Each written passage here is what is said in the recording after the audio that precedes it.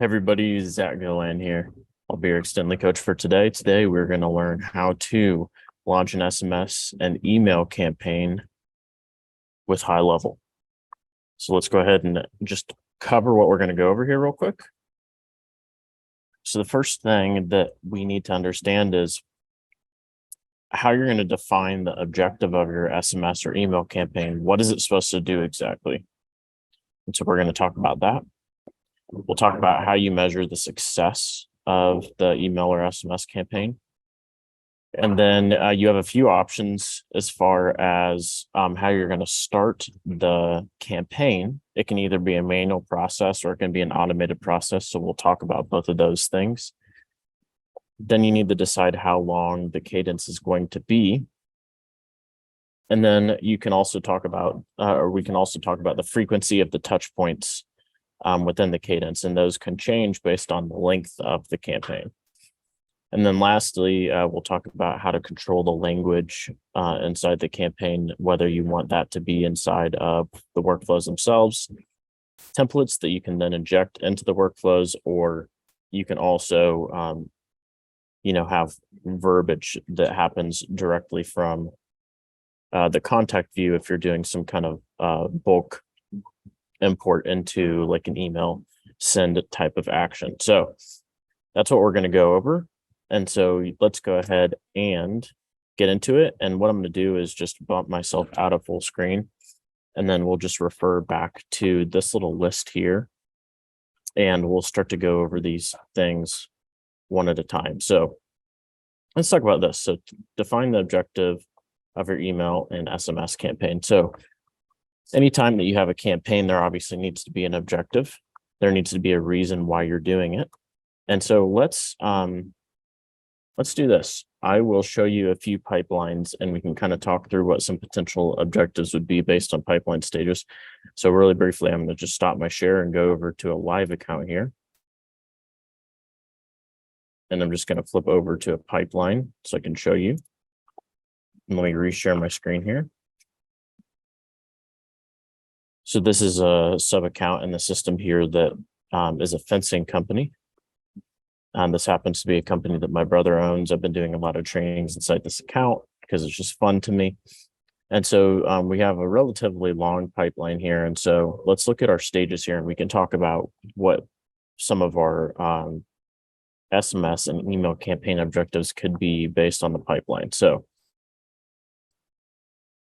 the way that this pipeline works is somebody opts in on some kind of offer. This could be an offer that was placed out on social. This could be an offer that's running on the advertising channels. And so somebody says, yeah, I want that thing, right? And so then we start messaging them. And so this could be like the first kind of SMS and email campaign that we do, right? Would be a campaign that just messages them and says, hey, you said that you wanted that thing. Do you want that thing? And so we need to decide what we want to happen next. So if we're messaging them and saying, hey, did you want that thing? We obviously need to understand, well, what is the thing that we said that they could get that they're saying, yeah, I want. And then we just need to simply give that thing to them. So in this case, with the fencing company, a lot of the time, the offers that we're floating out there is, we'll come out to your house. We'll give you a free estimate, tell you how much it would cost to build you a fence. So that's the offer. And so if we have an email or SMS campaign, we want that campaign to essentially nurture them to the place where they are going to book an estimate, which takes them, straight to this lane on the pipeline, the estimate booked lane. So we're trying to take them from the opt-in lane, and we're trying to take them to the booked lane. Now, a lot of times when you're running nurture, when you've launched an email or an SMS campaign,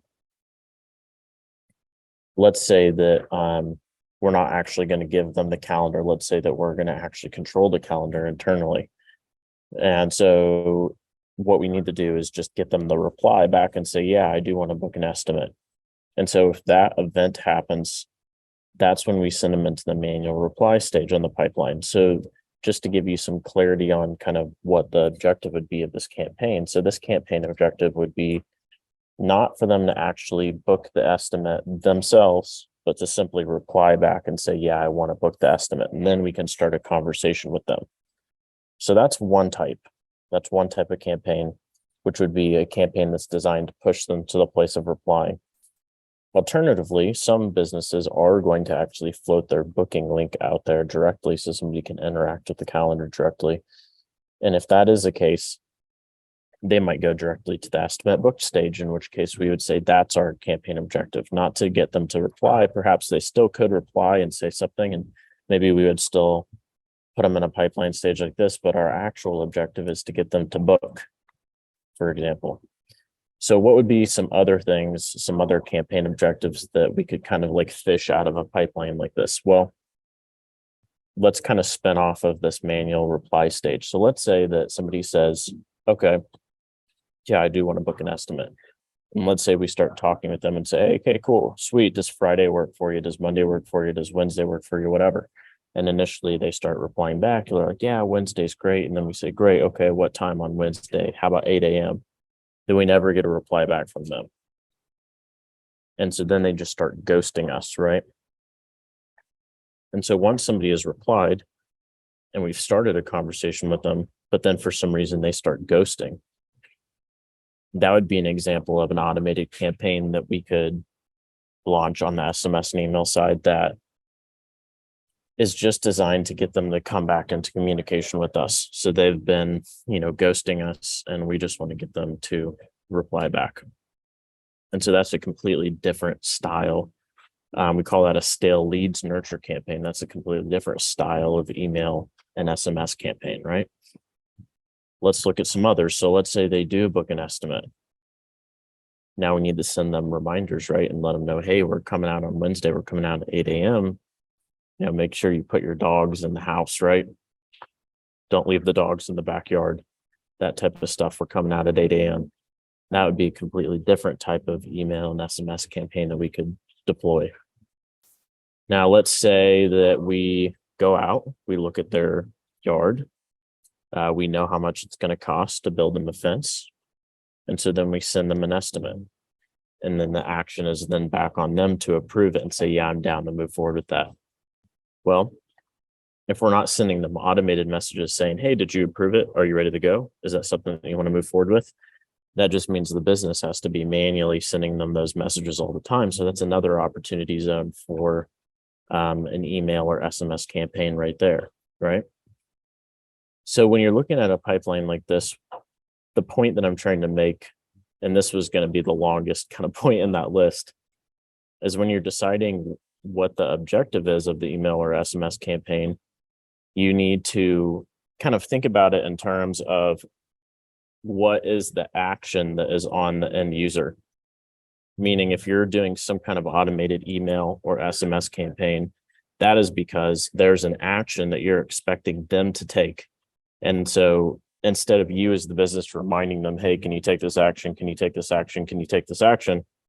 You are automating that process so that, the action is on them and less action is on you to have to remember to actually, get them to take that action. So out of a pipeline like this, there's a solid 5 or 6 different email or SMS campaigns that we kind of fish out of here that we could deploy. So make sure you have your objective clear, make sure you know what you're actually going to launch and when it ends. Because another thing to mention is once you've reached that objective, you don't want the campaign to continue running because that's going to make everybody look foolish. And so you definitely don't want to do that. So what I mean by that is, let's say that you send out the estimate, right? And so then you're reminding them, hey, you want to approve the estimate, you want to approve the estimate. Well, if they do approve the estimate and then you continue to leave them in that cadence and you continue asking them, do you want to approve the estimate, guess what kind of messages you're going to start getting back? You're going to get messages from people like, hey, I already approved the estimate. Why are you guys continuing to message me? I already approved it. So you need a clear start point and a clear end point. When the action is done, make sure that you have a clear way of ending that cadence. So let's move on to the next one. We already kind of covered this, determine how you'll measure success, but I'm just going to say one little tiny thing on this, which is one of the ways that you can determine how successful you are with the email or SMS campaigns is how long the campaign has to persist. And we'll talk a little bit about timelines here in just 1 second, but let's say that you have, 3 different nurture cadences. One of them lasts 7 days, one of them lasts 30 days, and one of them lasts 180 days. Well, if somebody moves all the way through your 7-day cadence and they don't take action on the 7-day cadence, now they're in the 30-day cadence. They move all the way through the 30-day cadence, don't take action, now they're in the 180-day cadence. And so one of the ways that you can measure success is the action that you expected somebody to take in the cadence, then action that they actually took in the cadence. If they're not taking action in the cadences, at some point or another, you're going to get enough data to know, okay, well, like 80% of the people that are moving through our campaigns are not taking action, so maybe we need to pivot, our language inside the campaign or something like that. There is going to be some people that, have to move all the way through a full long-term nurture and go, through the full life cycle of the full sales cycle. And that's something that you need to keep in mind as well, is what is the sales cycle?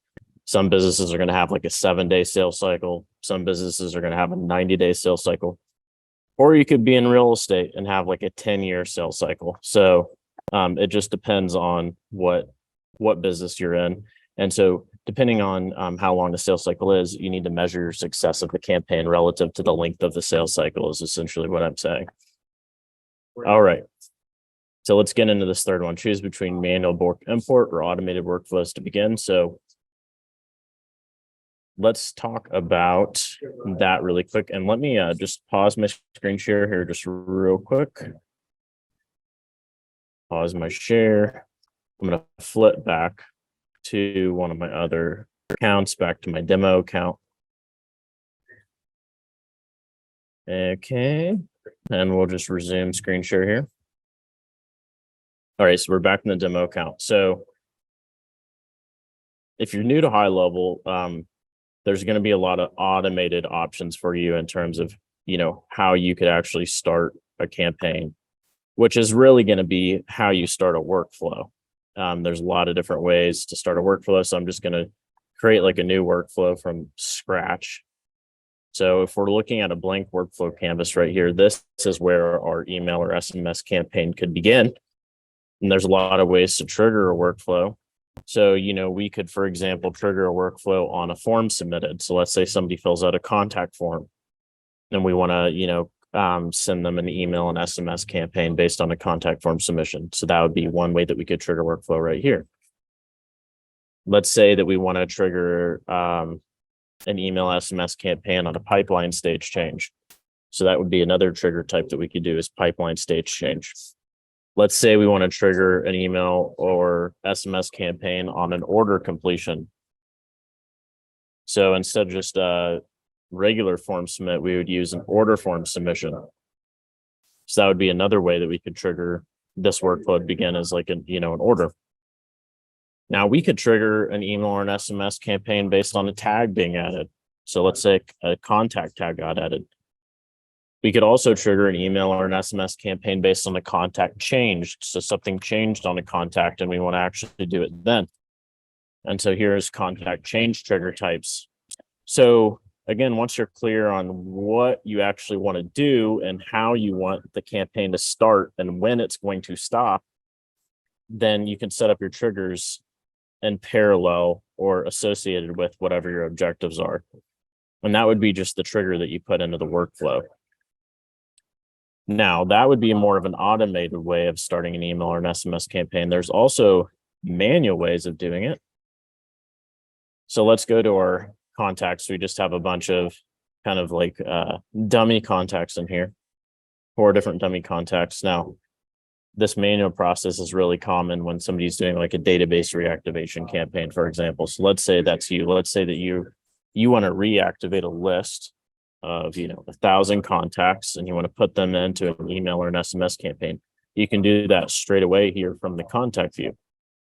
So let's say that you had all those contacts tagged, you knew which ones you wanted to go into this email and SMS campaign. And so you built your little list here. You have your list of people that you want.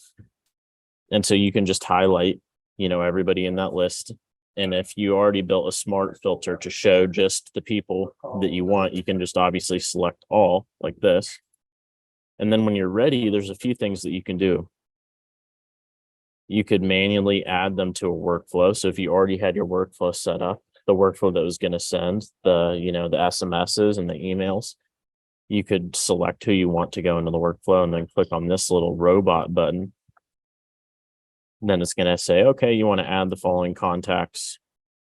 Then you can select which workflow you want to add them to.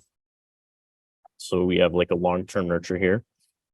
And you can choose whether you want to add them all at once into the workflow, or you can add them in drip mode. And this is one of the main reasons why somebody does the manual thing ever, is because they can do this drip mode option. Because it's kind of nice if you have a list of like 5,000 or 10,000 people and you don't want to just completely blast the entire list at once and torch your SMTP server, you can drip it out into the workflows, kind of one by one. And so you just give your, action a name here. So nurture my list. You can choose the date you want to start on. So let's say I wanted to start it today, at like 3 p.m. And then we can adjust batch quantity. So we can say, hey, let's go ahead and batch out, like 100 emails at once, or 100 people rather, into the workflow.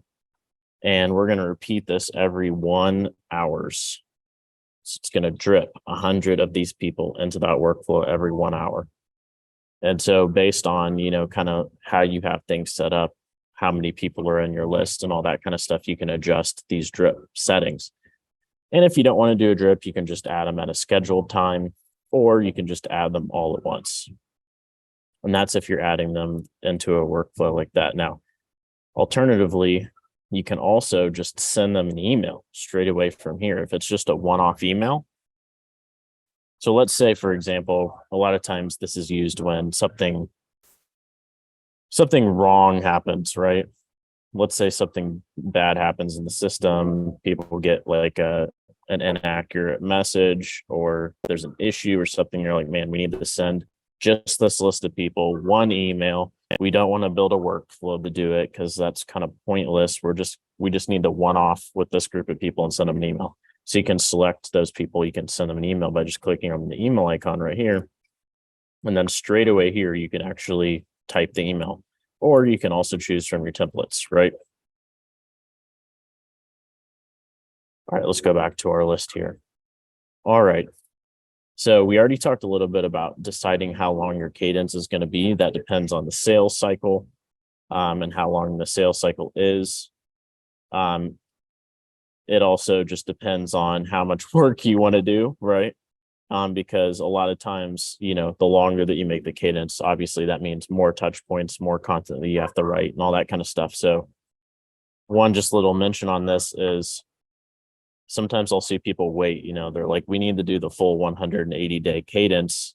And so then they just don't have any automated nurture, no automated emails or SMSs until they get that 180-day thing done. And that could take them, a really long time to do, especially if they're new to doing it. So what I would encourage you to do is just start with 7 days, then go to 30 days, then go to 180 days and start working your way into it.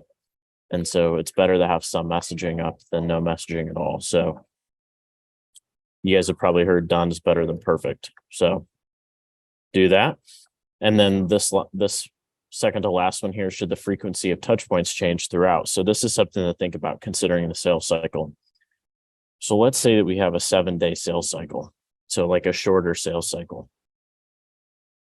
And this is kind of the case. So in the fencing industry, which I was talking about fencing a moment ago in the video, because my younger brother owns a fencing company, they have around a 14-day sales cycle.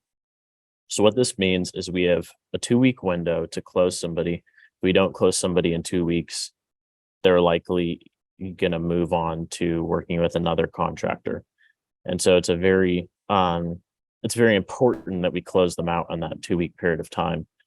Now, there is sometimes people that just they get a few different bids and they decide that they're not going to move forward with anybody right away, But nevertheless, in that 2-week period of time, with respect to the frequency of touch points, what do I mean by that? I mean, how many emails and SMSs are actually going out in that first 2 weeks? So a lot of times what we'll do is week one will be highly aggressive. So, we're talking like an SMS every single day, probably an email every other day. And in that first week, they might receive like 2 or 3 different phone calls. So that'd be an example of a relatively aggressive campaign. And in week 2, we start to slow it down a little bit. But we also change the language in week 2, where we basically say, hey, your estimate's going to expire. We gave you an estimate. We tried to contact you last week. We couldn't get a hold of you, coming up on the 14-day mark. And, we're not going to be able to give you that same deal that we gave you if you decide to wait. Things like that. So you guys, depending on your industry, can deploy different techniques like that to create some urgency in your campaigns, such that when you get to the end of it, you want them to take action towards the end of whatever that sales cycle is. But I would encourage you to be like more aggressive on the front end, and then you can decrease the aggression as you go in your email and SMS campaigns. The main thing is, sometimes people say, well, what if I'm too aggressive and I lose them? Yeah, well, what if you lose them anyway?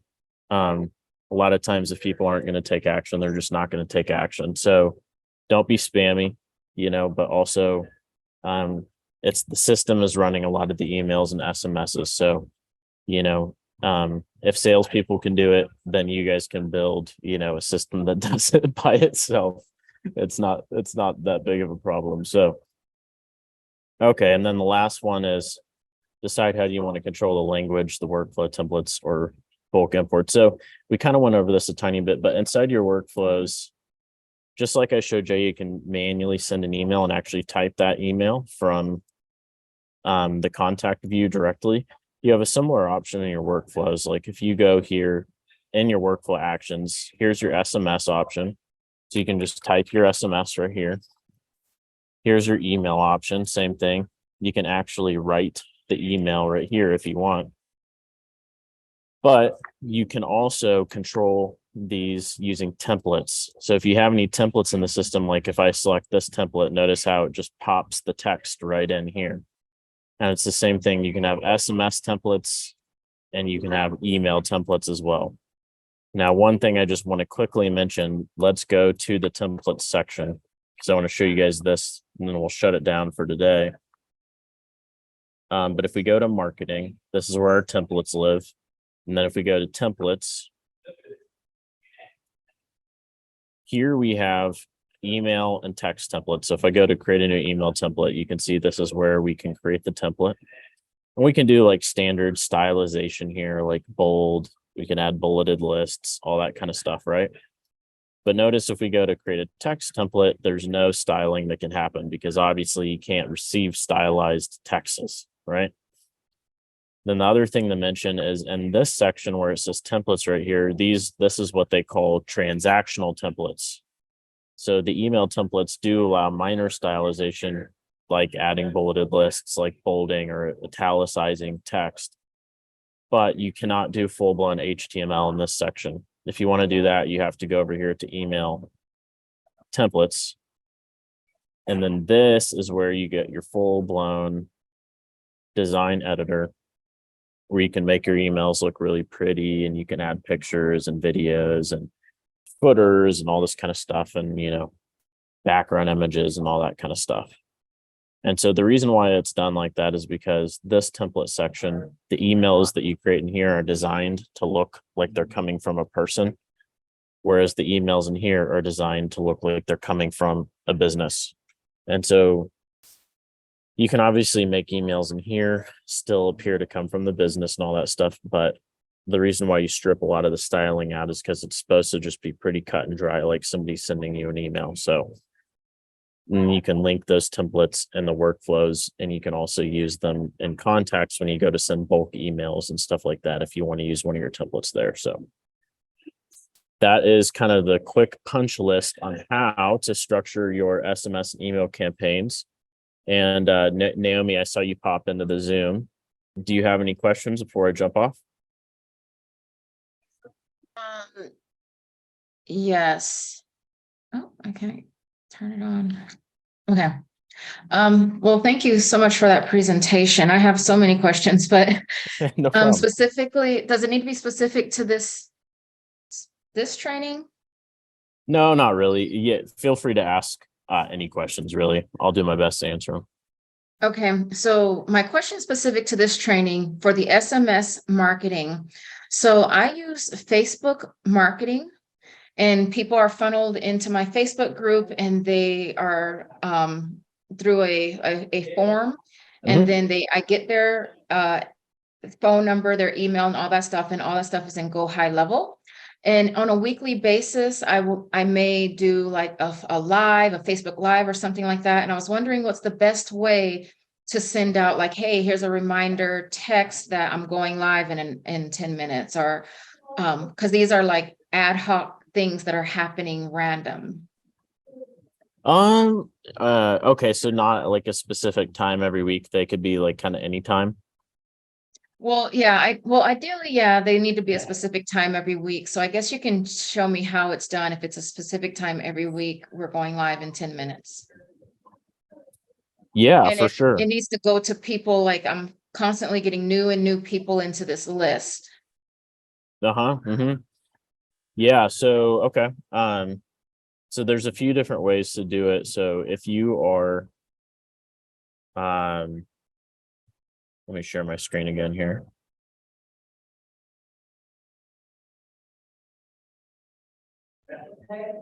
All right. So if you are doing it at the same time every week, then what you could do is have like a workflow like this that somebody goes into, and you could add them into this workflow however you want, So let's say that once they opt in through the Facebook group, you have them put in a specific pipeline stage, like opted in through Facebook group pipeline stage.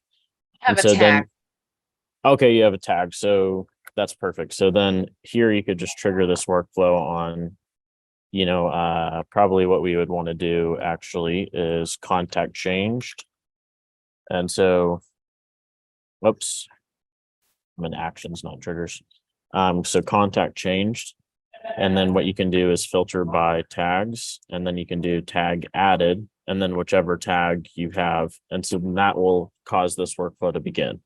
And so then once the workflow begins, then you can have a wait event in here. So let's say, like, hypothetically that you went live like every Monday, at like 3 p.m. or something like that. So you can do right here, you could just do like a 1 minute wait or something. It doesn't even really matter what time you put in here. Just keep it short, like a minute or even like half a minute, like 0.5. And then you can just do like Monday, and you can do down here in the window, you can change this to exact. And so if you go live at like 9 a.m. every single Monday, you could change, and let's say you want them to get like a message, uh, at like 8:50 or something. And so, you could just change this to 8:45 or something like that, 15 minute. And so then, like, so on Monday at 8:45 a.m., they're going to get a message about, hey, I'm going live in 15 minutes. And so here's your wait. So you can do wait 0.5 minutes, and then resume at 8:45 a.m. And so there's your wait. And then you can have your, hey, I'm going live message. So let's say, hey, I'm going live in 15 minutes. And then 15-minute reminder. And then you could put like your link to, and you could even have that custom valued, so that way if the link changes every week, all you need to do is just change the link, in the custom value or something like that. And then it'll drop it down here. So then what you need to do though is after add like another wait, so that way you're outside of the time window. So wait like 2 hours or something like that, Okay. because then that's going to put you outside of this time window of 8:45, right? And Okay. so then instead of just the workflow ending though, you can then add a go to, and you can just link them straight away back up there. And so Oh, that's okay. basically going to create a loop. where they're going to Okay. like endlessly just be in this workflow. The workflow is technically never going to end because every single week they're just going to like, loop back through that on Monday at 8:45 a.m. So that's one way to do it, if that works. That's perfect. Yeah. Okay. And I have one other question. Okay. So I have like webinars where I bring on expert speakers, and I want to be able to, at the end of the webinar, send out like a survey where the person gives me feedback on that speaker. Just a quick note, but I want them to be able to, so if every 2 weeks I have a different speaker, I want them to be able to identify in the survey, hey, this was for the extendedly coach, and this is what I thought about that person. And then I guess it'll feed, I already know how to figure out how to make it feed into a Google Sheet, but that way I can pull the Google Sheet and I can know who the feedback is for. But if the speaker is constantly changing, what would I do in the back end to make sure they're able to select the right speaker? I would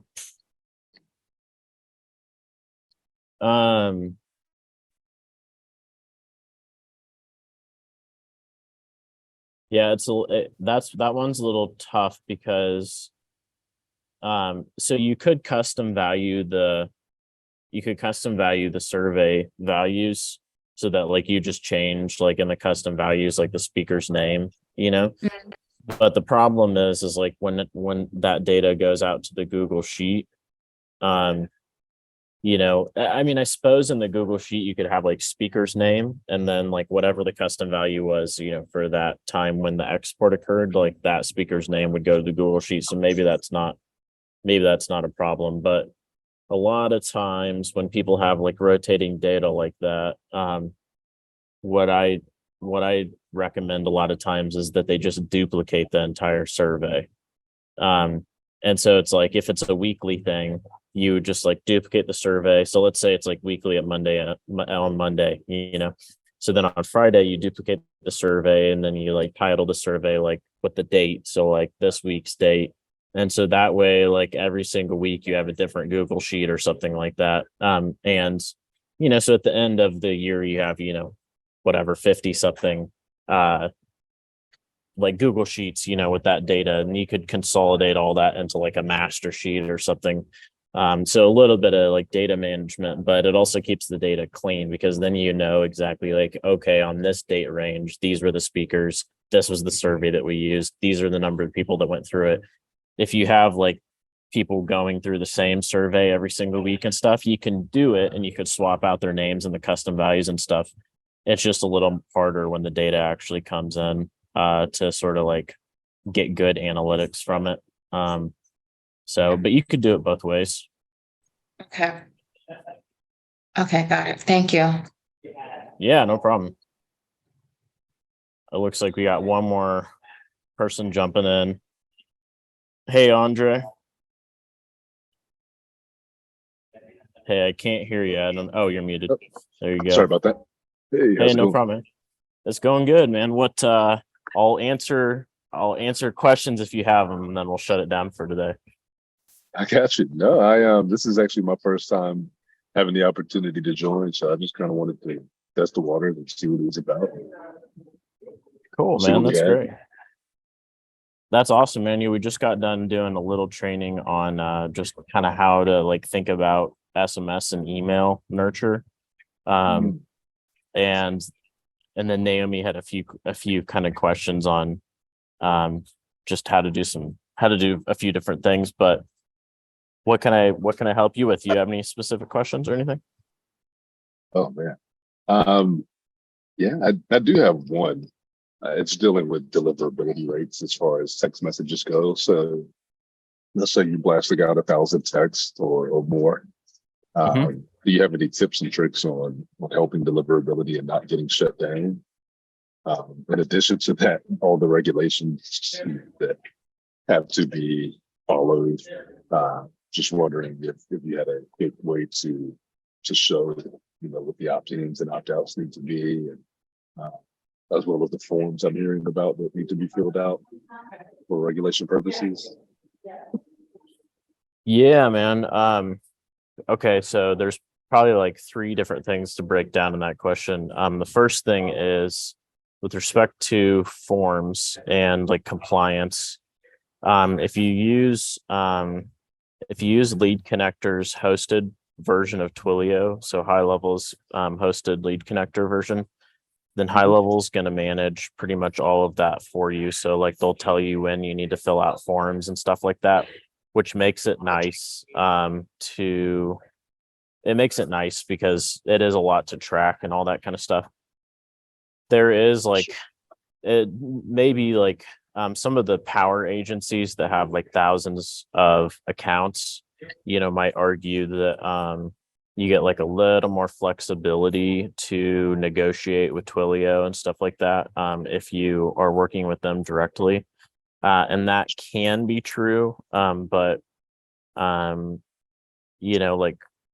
there's been sort of a mass migration of everybody to the Lead Connector version of Twilio over the past, several months, and sort of everybody's been waiting to see kind of like if the impact to agencies would be significant in terms of, the flexibility that they get and all that kind of stuff. And so far it's been pretty low impact to agencies. So most of the time, just to stay in like compliance with Twilio, I just think it's good, especially for starting agencies, to go with the hosted version until they know what they're doing and have like a really tight relationship with Twilio and all that stuff. So that's maybe like the first answer to the question. Then with respect to frequency, it seems like Twilio looks at a few different things. Like they don't want to see like a high number of hard opt-outs. And so one of the ways that you can kind of like get around hard opt-outs is when you start sending messages is do like a soft opt-out instead. So you tell people like, hey, if you don't want to, receive these messages, just reply back with discontinue or something. So if they reply back with discontinue, you can listen for that word in a workflow and you can remove them from cadences, and it's not technically a hard opt-out. If they reply back with just stop, then that's a hard opt-out, and they'll get D&D'd directly with Twilio, and there's nothing you can do in HighLevel, unless they reply back with start, and then you can communicate with them again, but you'll get bricked from calling or messaging them if they hard opt out. So that's one thing you can do. The other thing you can do is the other thing Twilio kind of looks for is like significant variability in send rates. And so what I mean by that is like if you're sending like 2 text messages a week, and then all of a sudden 1 week you're sending like 10,000 text messages, then Twilio is going to be like, okay, what just happened? This person's account's getting hacked or something, or they're spamming or something like that. And they're going to flag stuff like that. And so now again, it does help when you're going with the Lead Connector version of HighLevel because, HighLevel is doing massive volume on Twilio. So like, if you have an individual Twilio account that's doing no volume and then all of a sudden it's doing volume, that's kind of a problem, but Lead Connector is doing so much volume, it's not typically a problem. But you do still want to kind of watch out for that. Like it's better to stepwise your way into sending like bulk messages than it is to just wake up one day and decide that you want to send 10,000 messages or something like that. So those are kind of the main things. But for the most part, though, I mean, one of the reasons why people love using text is there isn't really deliverability issues. If you're in the United States, like you have really good deliverability with SMS. You just have to be careful, to not get hard opt-outs because, people don't like receiving messages like direct text messages that are marketing messages. They prefer for those messages to be, like appointment reminders, purchase notifications, things like that. Or what I say, like really sexy offers, if it's a really sexy offer, you're going to give someone something that makes it worth it for them to receive a text message, then they'll do it. But if it's anything other than that, they're just going to be like, screw you. And they're going to opt out, so, and that'll start to hurt you. So. Good stuff. Good to know. Yeah. Cause we own a cell phone repair store and I built out a workflow for that. that I'm working to get to the franchise.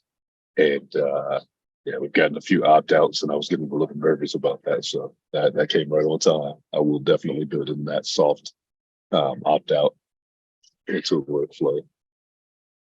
Yeah, man, I think people, they just want to know, even if you are marketing to them, that you care. So if you just tell them like, hey, if you don't like these messages, just let us know. We'll take you off the list. We're not trying to cram anything down your throat.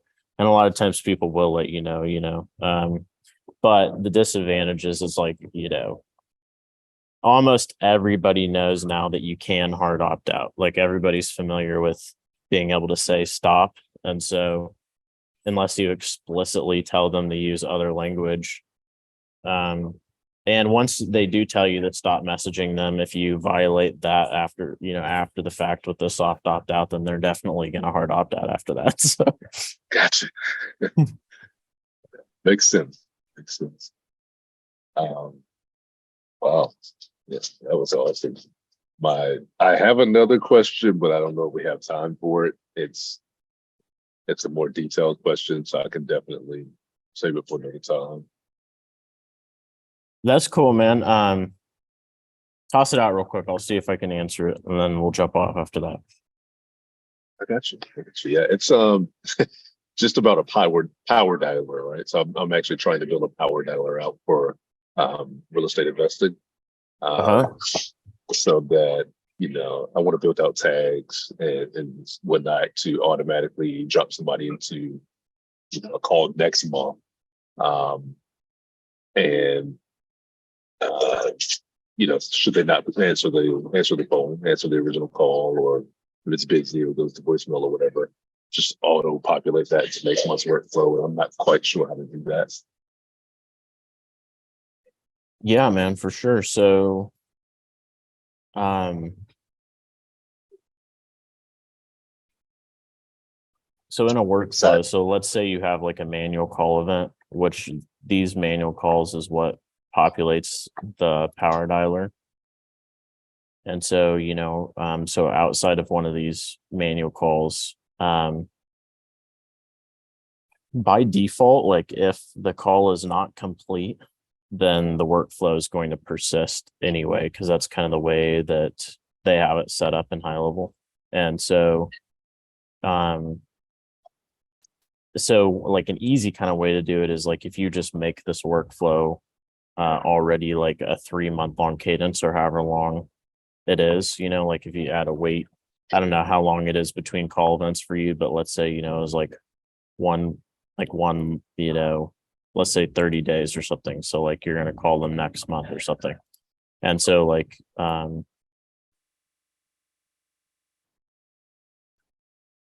you can do it like this where, so if the call is not complete, like it's going to automatically go down to the next thing.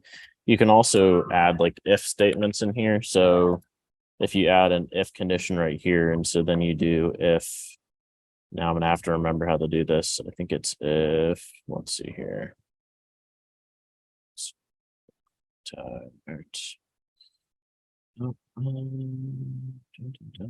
Events. Nope. Where is it?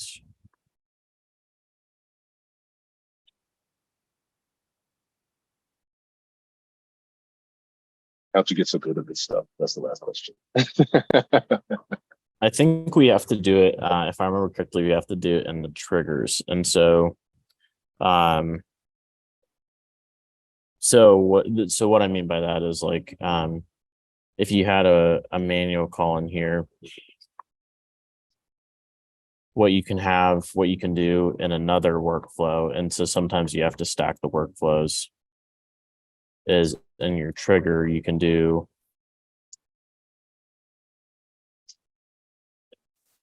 call status. And so you can do call direction is outgoing. And then you can do, you can also do in workflow. So like if you have another workflow where the manual calls are happening and they're being added to the power dialer, you can listen for calls happening in that other workflow. And so you do call direction outgoing in this workflow. And then you could do if the call status is busy, if the call status is no answer, if the call status is voicemail or something like that, then in that case, if all of those conditions are true, then trigger this workflow. And so you can basically have like one workflow where they're being added to the power dialer, and then one workflow that's listening for like, well, what happened with that call process? And if it was incomplete, then they just get re-added back to the power dialer. And then what you could also do is like, if this was the power dialer workflow, every time that they're added to this workflow, you can increment them with a math function. And so, if you do math operation here, you could do like, I'm just going to pick something random, but let's say that you had created a custom field that was a number field. It has to be a number field. And that was like number of calls or something like that in the power dialer. And so you select this. And so every time that they go through this workflow again, you add, like 1 to that. And so you're like, well, we're going to call them like a maximum of 5 times. So every time they go through, they get incremented by 1, incremented by 1. And so then, at the very top of the workflow, you just do an if condition that basically says, okay, so if that specific custom value, which has to be a math value, I got to find one that I know is a number. So I'm just using roof size because I know this is a number. If it's like, equal to, greater than or equal to whatever your like maximum number of calls is that you want. So like so the condition name could be like, have we called too many times? And then this could be greater than or equal to 5. And so then what happens is like, if it's greater than or equal to 5, then the workflow is just going to stop. If it's not greater than or equal to 5, then, you go ahead and give them a call again. And then you add, another 1 to their value. And then so that you could be like,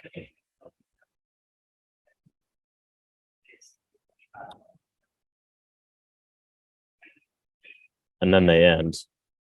But since you have that other workflow that's listening for the status and re-adding them to this workflow again, they'll come back in through this multiple times, even though they end automatically down here, if that makes any sense. It does. It does.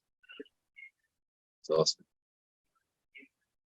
So I'd have to, make a custom field. It's just a number field, and then put a +1 in that number field. I'm sorry. Yeah, a +1 would be like an easy way just to represent like one time of calling them, and then just however many like the maximum number of calls is, just make it to where, if that threshold's reached, like even if the call's not complete again, when they're trying to get re-added back to this workflow, it's gonna, not let them go through anymore. Awesome. I love it.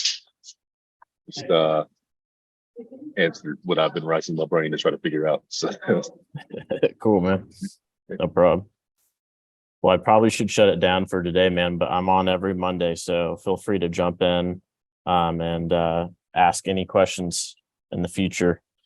And if you want me to train on anything specifically too, just post it to the Facebook group. And we're sort of building like a running list of things that people want us to train on. So we'll add it to the list and you could do a whole training on it. Nice. Sounds good. Cool. Thanks. I really appreciate you guys jumping in. Thanks, Naomi and Andre. Thank you both for the questions and stuff. It was nice to meet both of you. Thank you. You have a good one. You too. See you guys. Want to learn Go High Level in a structured format? Check out the gohighlevel.com by Extendly. We guarantee to save you 6 months of wasted subscription costs for HighLevel. Just visit the gohighlevel.com.